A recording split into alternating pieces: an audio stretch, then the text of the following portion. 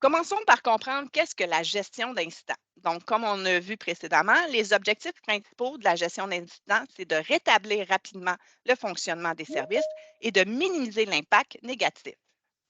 Il y a 6 étapes au niveau de la gestion des incidents, soit l'enregistrement et l'identification.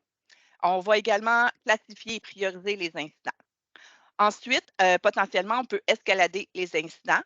On va avoir une étape d'investigation et diagnostic, l'étape de résolution et récupération et finalement, on va faire la clôture de l'incident. Donc, on va voir en détail ces étapes dans la prochaine diapositive.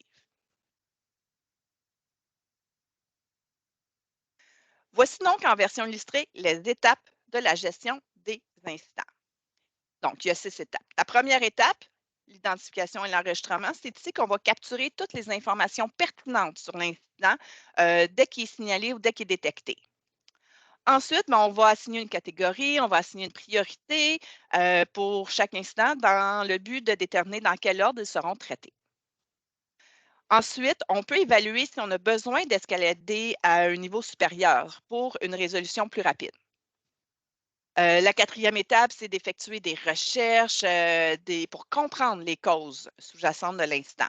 Donc, à cette étape-là, on peut potentiellement créer un problème. La cinquième étape, c'est d'appliquer les solutions temporaires ou une solution de contournement ou une solution définitive. Donc, c'est possible à ce moment-là de créer une demande de changement potentiellement, dépendamment de l'analyse. La dernière étape, c'est de formaliser l'incident, donc c'est de documenter les détails de la résolution dans une base de connaissances et de communiquer avec les parties prenantes concernées pour leur expliquer les solutions.